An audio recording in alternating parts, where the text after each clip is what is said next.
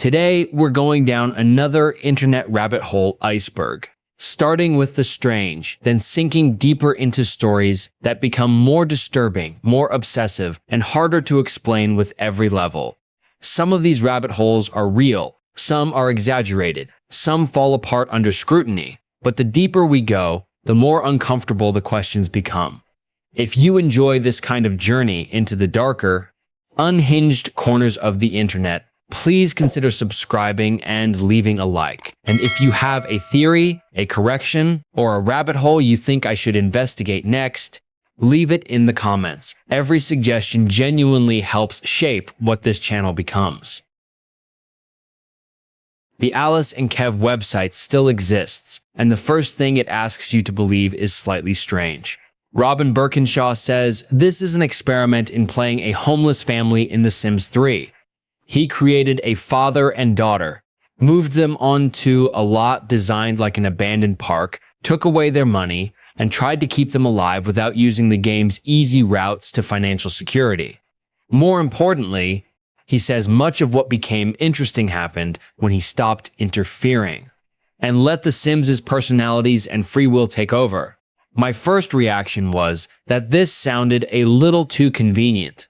Alice and Kev is emotional. Kev is an awful father. Alice is vulnerable and kind. Their relationship deteriorates, improves, collapses again. Individual screenshots are presented like moments from somebody's life. So the simplest explanation seemed obvious. Birkinshaw had created a tragedy, played enough of The Sims to collect suitable material, and then written the story around it. Then I found out the WordPress blog wasn't actually where the story began. Birkinshaw told TechCrunch in 2009 that he originally took screenshots while playing and posted them on the Quarter to 3 gaming forum for friends. Other users became interested and asked him to move the story somewhere easier to share. The homeless setup itself was older still, inspired by player-created poverty challenges from The Sims 2. That does not prove the story was spontaneous, but it changes the shape of it. The polished blog came later.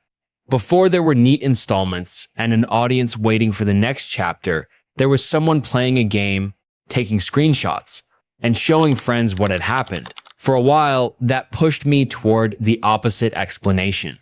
Maybe Birkinshaw was mostly documenting an emergent simulation. One entry makes that theory very tempting. In Selflessness, teenage Alice finally earns 100 simoleons working at a supermarket.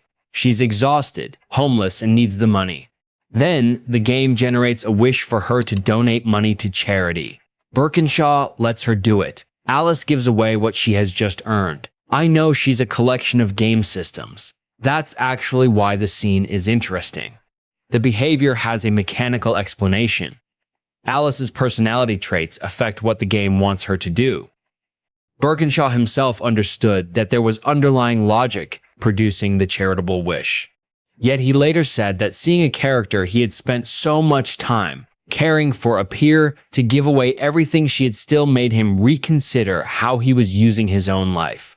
At that point, it's just Birkinshaw writing fiction felt too simple. But the game wrote the story didn't survive much longer either. In another interview, Birkinshaw explained what he was actually doing while playing. If Alice or Kev began an action themselves, he often allowed them to finish it rather than issuing the command he had planned. Sometimes he deliberately guided them into a situation and then let them handle the details. Other times, a sim initiated something and he supplied additional commands that continued it. And his narration introduced another layer. When he described what characters were saying, sometimes he was using information supplied by the game. Sometimes he was interpreting speech bubbles. He admitted occasionally imagining what Alice or Kev might be thinking or feeling while trying to keep that embellishment limited. So neither clean theory works. The player was interfering too much for this to be an autonomous story. The simulation was surprising the player too often for it to be ordinary scripted fiction. What was happening was messier. Birkinshaw created conditions. The game produced behavior. He reacted to that behavior, and his next decisions changed what the game could produce. Then I reached something I hadn't expected to matter much: the download page. Birkinshaw eventually released several versions of Alice and Kev through the Sims 3 exchange. Alice as a child, teenager, and adult, along with Kev at different points in the story. And once other people downloaded them, Alice stopped having one future. One commenter on the final entry said their version of Alice married another Sim and had a son. Another player said Kev died while Alice was still a teenager, while their Alice eventually became a world-renowned surgeon, had children, grew old, and died. Other players described entirely different lives developing from the same characters. That detail ended up changing the question for me. I had been asking who wrote Alice and Kev, Birkinshaw or The Sims 3, but the downloadable versions show why that binary never quite works.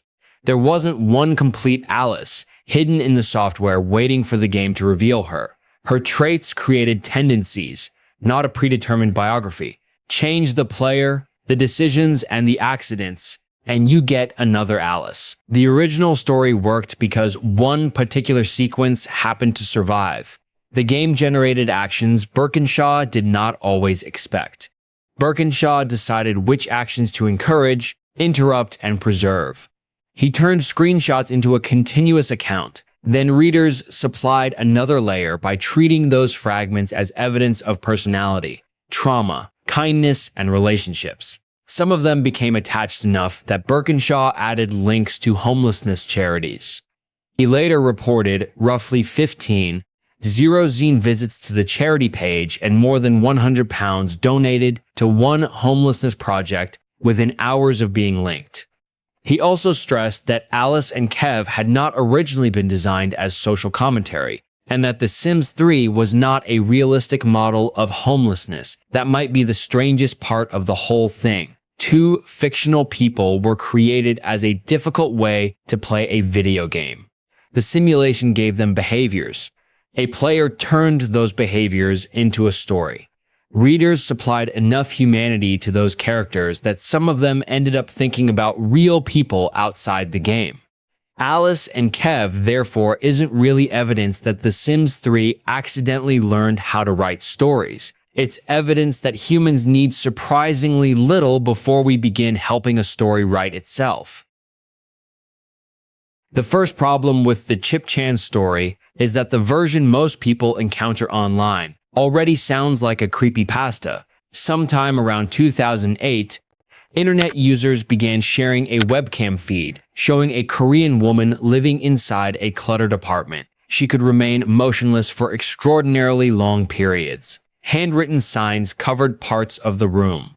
When translated, some of them described a man she called P, whom she accused of stalking her and controlling her through implanted technology. Later reporting traced the same claims through blogs, streams, YouTube accounts, and other pages she operated under names such as Mind Control Weapon. The internet called her Chip Chan because of those supposed implants. According to people who communicated with her, she actually preferred to be called Jane. That detail immediately changed the way I approached the rabbit hole, because Chip Chan sounds like a mysterious character. Jane is a person who was trying, in whatever way she could, to make strangers believe something was happening to her. And the story she wanted people to believe was elaborate. In posts attributed to her, Jane said her problems began years before the webcams. She claimed she had been harassed since becoming ill in the 1990s, and that P, whom she described as a corrupt or retired police officer, later implanted devices near her eyebrow and foot. She believed these devices could monitor her, hurt her, manipulate her thoughts, and, most importantly, force her to lose consciousness for long periods. She said the webcams existed partly so she could see what happened while she was asleep. If you discover only the live stream first, the obvious theory is disturbing. Maybe somebody really is controlling her environment. I can see why early viewers went there. They were looking at a woman who rarely seemed to leave, slept for extremely long stretches, surrounded herself with warning signs, and repeatedly insisted that another person was responsible. Contemporary retellings say some early 4chan viewers initially thought the motionless woman on camera might even be dead before she moved again. But once I started looking for evidence of P, the structure changed. There is abundant evidence that Jane believed P existed. Her own writing is evidence of that belief. It is not evidence that a policeman implanted a mind control device in her body. I could not find independent documentation establishing the implants, the alleged technological control, or the version of P described in the more sensational summaries. That distinction removes the easiest horror story answer. But it does not make the situation less unsettling. It creates a different theory, one that has followed the case for years. Journalists and online observers have repeatedly interpreted Jane's behavior as consistent with serious psychiatric distress, particularly persecutory or paranoid beliefs. But there is an important limit here. The public material I could verify does not provide a clinical diagnosis made available by a treating professional. Diagnosing a stranger through a webcam is exactly the kind of leap this rabbit hole encourages. For a moment, that explanation seems to close everything. No mind control weapon. No secret police experiment. A vulnerable person experiences frightening beliefs, installs cameras because she thinks someone enters while she is unconscious, and the internet mistakes the resulting footage for an unsolved conspiracy. Except even that answer does not tell us the whole story. There are ordinary questions that remain difficult to reconstruct from the public record. Who supported her financially? What relationships did she actually have offline? Was there ever a real person behind the name P, even if the extraordinary claims about implants were false? Vice documented community theories ranging from an inheritance supporting her to the possibility that some outside person helped manage aspects of her life, but none of those explanations was firmly established. I briefly understood why people kept investigating. Then I saw what some of that investigation had become. Viewers translated her signs, cataloged her behavior, and created communities dedicated to following her. A Discord server formed around the case. A subreddit accumulated thousands of followers. Some people attempted to contact her directly. Others went further. Online investigators uncovered and circulated private information, including addresses and phone numbers, and people reportedly appeared at her residence claiming they wanted to help or rescue her. According to a community administrator interviewed by Vice, those encounters frightened her rather than reassuring her. That is where the theory space changes again. At first, the viewer is asking, who is watching Jane? Then eventually you realize the answer is partly us. Documentary maker Jean Mayer became interested less in solving Jane than in the community that had assembled around her.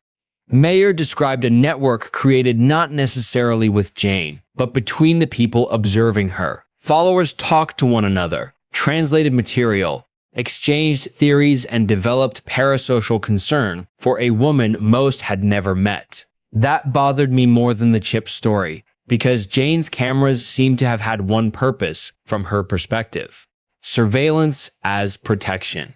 She believed something happened while she was unconscious, so recording the room could produce proof. But from the audience's perspective, the same cameras became entertainment, evidence, mystery material, and eventually a kind of collaborative investigation. Both sides were watching the same footage for completely different reasons. Jane was apparently looking for P. The audience was looking for Jane.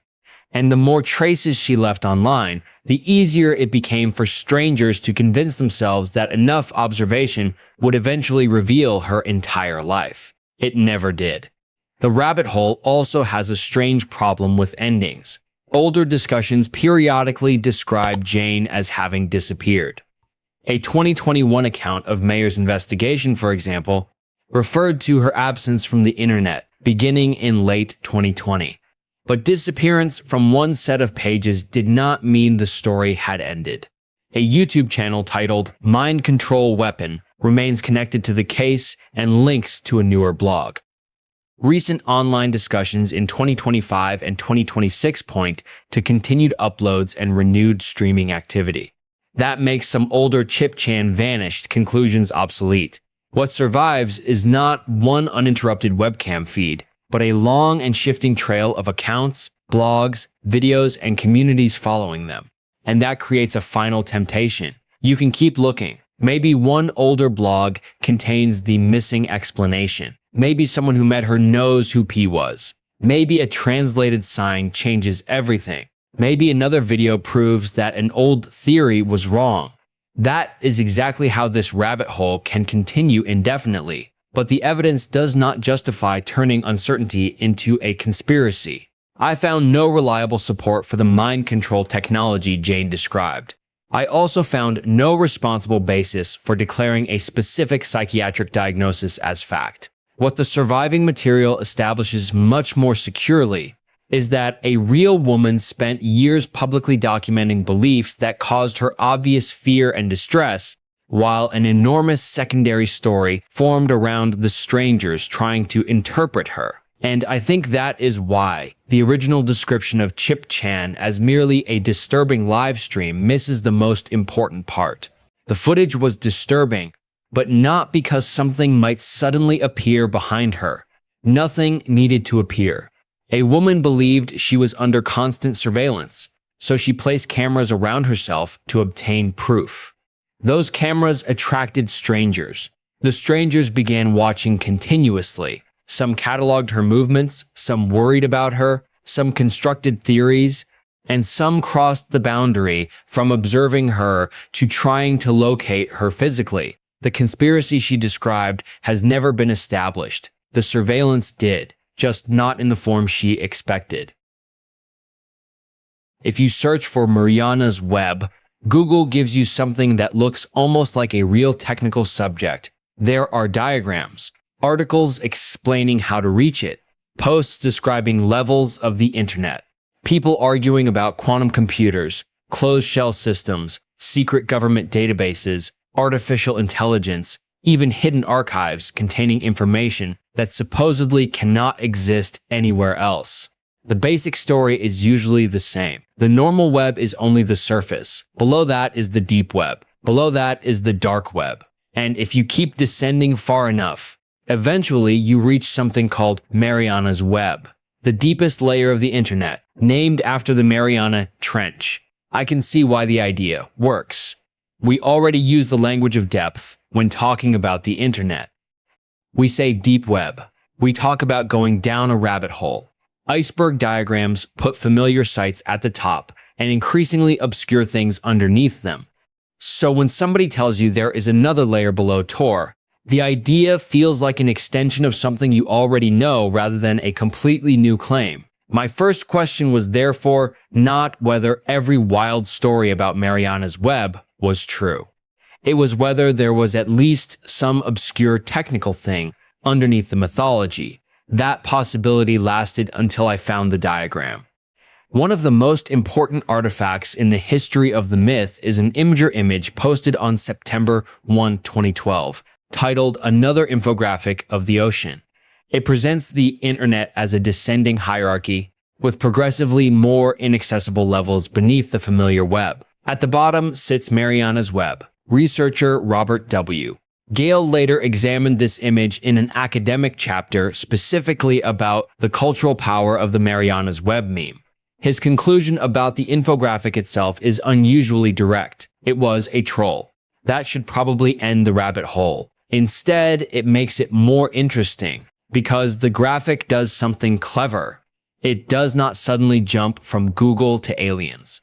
It mixes real terminology with increasingly questionable terminology, so you cross the boundary without necessarily noticing it. Tor is real. Freenet is real.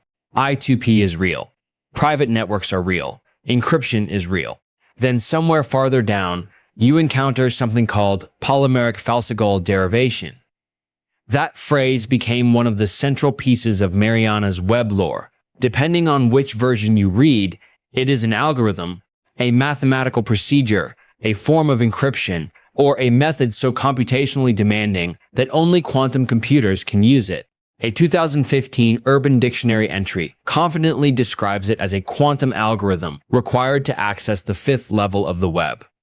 Searches for the term, however, lead overwhelmingly back into Mariana's Web discussions themselves rather than to cryptography papers, standards documents, implementations, or an independent technical history. That was the detail that broke the first theory for me. If Mariana's Web were an extremely secret network, maybe documentation would be scarce. That is reasonable.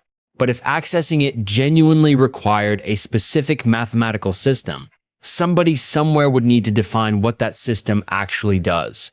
Instead, polymeric falsigal derivation behaves less like a technology and more like a magic spell. People repeat the name because earlier people repeated the name. The supposed explanation points back to the claim itself. And the original infographic was not particularly subtle about this. One description attached to the lower levels essentially admits uncertainty while invoking quantum mechanics anyway. The technical language is not explaining the mechanism. It is creating the feeling that the mechanism is beyond the reader's understanding. For a minute, though, I wondered whether the infographic might simply have exaggerated something real. After all, there really are online services you cannot reach through Google. Some require authentication. Others exist on private intranets. Tor onion services require the Tor network, and their locations can be deliberately concealed. The Congressional Research Service distinguishes ordinary indexed content from the deep web, unindexed material such as private databases and intranets, and from the dark web, where services may be intentionally hidden and require specialized software. The Tor project likewise describes onion services as services accessible through Tor, using a defined protocol and recognizable .onion addresses. So perhaps Mariana's Web was just a dramatic name for an even more private network. That version is technically possible in a boring sense. Governments, companies, universities, and individuals can operate networks that are private, isolated, invitation only, encrypted or disconnected from the public internet entirely. Somebody can build a system that you cannot access because you do not have credentials, an address, or even a physical connection to it. But that is not a deeper geological layer of the internet. There is no networking rule saying that after Tor comes level 5. Tor itself describes onion services as an overlay operating on top of ordinary internet infrastructure. Different anonymity systems such as Tor, I2P, and Freenet can have different architectures, but they are not floors in one enormous vertical structure through which a skilled hacker continuously descends. At that point, the original Mariana's Web claim looked essentially finished. Then something slightly ridiculous happened. People created Mariana's Web anyway. Gale documents that after the meme became established, a Tor hidden service appeared using the Mariana's Web name. But rather than revealing state secrets or a superintelligence, it reportedly presented visitors with cat facts and claimed they had to work through them before reaching deeper levels.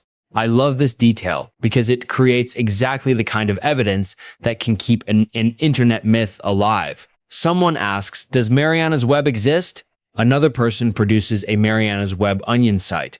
Now, there is technically a real hidden service called Mariana's Web, but that proves only that somebody created a website with the name after the legend already existed. It is the digital equivalent of opening a restaurant called Atlantis and then using its street address as evidence that archaeologists finally found the lost city. Still, the mythology kept expanding. By 2013, forum discussions were already repeating claims that Mariana's Web contained enormous portions of the internet, military information, and technologies unavailable to ordinary users. Some participants treated those claims seriously. Others immediately recognized them as urban legend material. By 2014, expanded iceberg diagrams had added even more levels below Mariana's Web, turning a 5-layer joke into an increasingly elaborate cosmology. And this is where my question changed. I was no longer particularly interested in what was supposedly inside Mariana's Web. I wanted to know why the internet needed Mariana's Web in the first place. The iceberg is probably the answer. The first documented internet iceberg tear meme appeared on Imgur in May 2011, and researchers studying digital culture have noted how naturally the format equates depth with obscurity, expertise, hidden knowledge, and danger. The Mariana's Web mythology inherits that logic almost perfectly. The lower something appears on the diagram, the rarer and more valuable it feels. That creates a useful psychological trap. If I tell you that the dark web contains hidden services, you can verify that. If I then tell you there is a level below it that almost nobody can access, your inability to verify it stops looking like evidence against the claim. It becomes part of the claim. You cannot find Mariana's Web because Mariana's Web is hidden. You cannot understand its access method because the mathematics is too advanced. You cannot find technical documentation because governments keep it secret. And if someone tells you none of the architecture makes sense, that person simply has not gone deep enough. The theory becomes stronger every time evidence is missing. That is usually a bad sign. By 2015, Engadget was already describing Mariana's Web as a dark web myth that was beginning to be repeated as fact. Years later, people were still asking how to access it, and technical communities were still explaining that there is no recognized polymeric falsigold derivation and no documented fifth internet layer beneath systems such as Tor. So I think Mariana's Web is debunked in the literal sense. There is no credible evidence for the legendary network described in the iceberg, no established protocol, no verified infrastructure, no independently documented access system, and no reason to treat the internet as a sequence of numbered depths ending in a quantum computer gateway. But calling it fake almost undersells what happened. A joke diagram gave an imaginary place a name. The name generated technical vocabulary. The vocabulary generated explanations. Those explanations generated forum debates, articles, videos, and supposedly first-hand accounts. Eventually, somebody even created an actual hidden service using the name. And after enough copies, the original direction of evidence becomes difficult to see. It starts to look as though all these different sources are independently describing the same secret place. In reality, many of them are descendants of the same story. That is the part of Mariana's Web I find more interesting than the fantasy of some digital abyss filled with government secrets. The legendary fifth layer probably does not exist. But for more than a decade, the internet has been building evidence of its existence out of references to itself. And if you search for Mariana's Web today, that manufactured depth is still there, not underneath the dark web, underneath the search results. The part of the Julie Mott case that gets under my skin is not that someone stole something from a funeral home. It is what they stole. Julie Mott died from complications of cystic fibrosis on August 8, 2015. She was 25 years old. 1 week later, on August 15, what would have been her 26th birthday, her family gathered at Mission Park Funeral Chapels North in San Antonio for her memorial service. Julie had asked to be cremated. After the service ended, her embalmed body remained inside the funeral home, still in its casket, awaiting transfer to the crematorium. The next morning, the casket was empty, not misplaced, not accidentally switched anti-Pia. One hinge had been damaged. The wheeled bier beneath the casket had been moved toward an exit. According to testimony later given in court, there was no obvious sign that someone had forced their way into the funeral home, and the security alarm never registered a break-in. That immediately creates an uncomfortable possibility. Maybe whoever took Julie never had to break in, maybe they were already inside. And there was one person investigators naturally looked at first. Julie's former boyfriend, Bill Wilburn, attended the memorial and was reportedly the last guest still inside after most mourners had left. Employees eventually escorted him out. Mission Park later argued that Wilburn opposed Julie's cremation, which would at least provide a reason someone emotionally attached to her might want to remove the body before it was destroyed. Police questioned him as a person of interest. Then his behavior afterward made that theory harder to ignore. Reports described Wilburn repeatedly contacting the funeral home after Julie disappeared. He was eventually barred from Mission Park property, yet later returned despite the warning and faced a criminal trespass case. During the 2018 civil trial, when lawyers questioned him under oath about Julie, Wilburn repeatedly invoked his Fifth Amendment right against self-incrimination. If you stop there, the story almost writes itself. An ex-boyfriend does not want her cremated. He remains behind after the memorial. The body disappears that night. Then he becomes fixated on the funeral home. Years later, he refuses to answer questions about the case. That is exactly the kind of sequence where my brain wants to decide that the mystery is basically solved and the only thing missing is proof. But the proof never arrived. Wilburn denied taking Julie. Police never charged him with stealing her body. During the civil case, jurors were specifically asked whether either Wilburn or an unidentified third party had unlawfully taken Julie's remains. They answered no to both questions and instead found Mission Park negligent for losing custody of her body. That does not prove Wilburn was impossible. A civil verdict is not the same thing as solving the criminal investigation, but it does destroy the easy version of the story where everyone knows who did it and authorities simply could not make the case. So I went back to the funeral home. And that makes things worse. The Mott family's civil case exposed a security situation considerably less clean than the idea of a perfectly sealed building. Their attorneys argued that outside mortuary contractors had after-hours access to Mission Park facilities, and that security codes and locks had gone unchanged for years. Which means the locked door mystery becomes something else. A building can be locked and still be accessible. Employees can have keys. Contractors can have codes. Other people can have legitimate reasons to enter. Suddenly, the important question is not necessarily, how did someone break into the funeral home? It becomes, how many people never needed to break in? Then there is the casket. During the civil trial, lawyers brought an identical model into court and demonstrated how someone familiar with that type of casket could open it properly. Julie's actual casket had a damaged hinge. That detail creates a strange partial profile. Someone may have been able to access the building without triggering an obvious forced entry, yet may not have known how to open the casket correctly. So now the intruder looks simultaneously familiar and unfamiliar. Close enough to get inside, not necessarily experienced enough to know what they were doing once they reached Julie. And this is where another uglier theory almost suggests itself.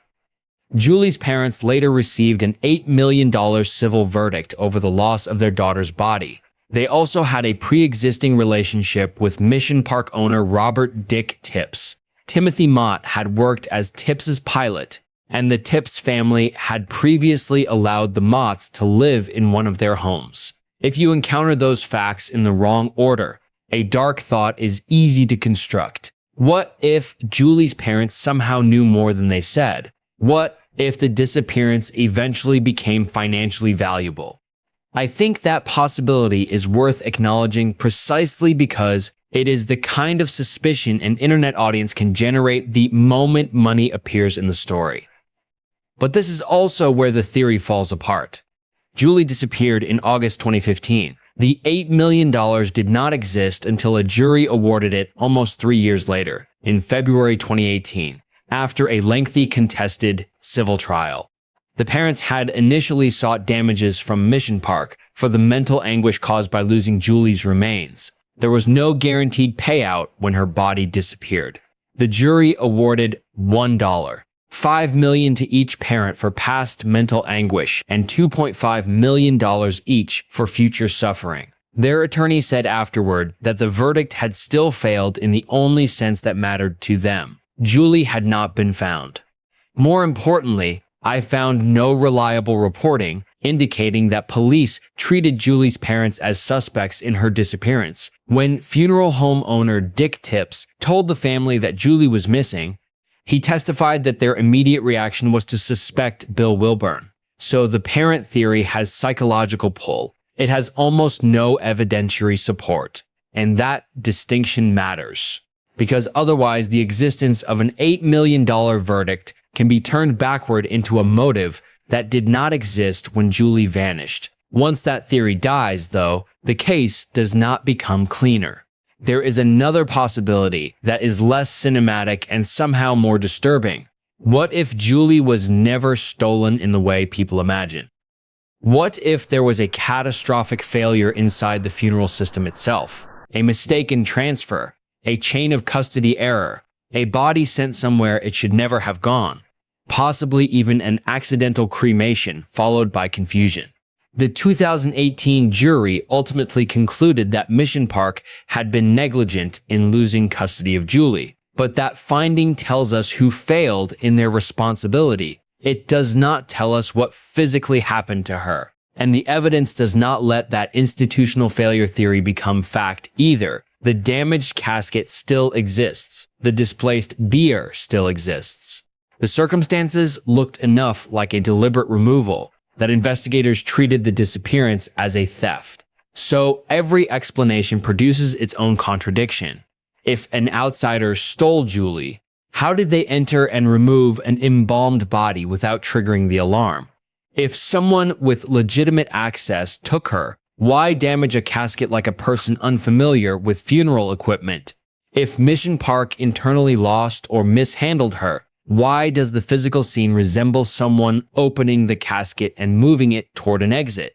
And if Bill Wilburn did it, why has more than a decade of investigation failed to produce enough evidence to charge him?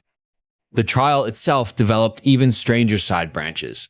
Testimony included allegations involving Satanism connected to an employee of the outside mortuary company that had embalmed Julie. It sounds exactly like the kind of detail that could send the entire case into an occult rabbit hole, but the employee testified that he had never picked Julie up and never had contact with her body at the relevant facilities. The allegation generated atmosphere far more successfully than it generated evidence. That might be the recurring pattern in this case. Every time you find a frightening explanation, there is just enough evidence to make you look at it, but not enough to finish it. The obsessed ex-boyfriend. The possibility of somebody hiding inside. The contractors with after-hours access. The damaged casket. The financial verdict. The parents' prior connection to the funeral home owner. The allegations around mortuary workers. Each piece can be arranged into a disturbing story. None of those stories has managed to account for the entire physical event. And underneath all of them is one fact that does not require any theory at all. A 25-year-old woman died. Her family delivered her into the custody of professionals whose job was to know exactly where her remains were. A memorial service ended. The building closed. The following morning, Julie was gone.